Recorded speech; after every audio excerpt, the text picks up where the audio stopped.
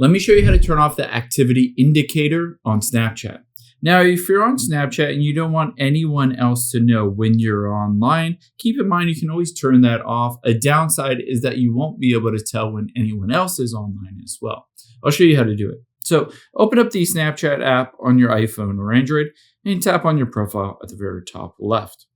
Now we need to get to your settings to do this, so tap on the gear icon at the very top right. Now for whatever reason, they've hidden this within the settings and they moved it around a couple different times. So if you used to know where it is, let's follow along with these steps because they've moved it. Let's scroll down here and under App and Privacy, tap on My Privacy and Data.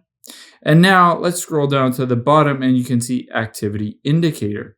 You can see when enabled, others can see when you have been active on Snapchat. All you need to do is toggle that off.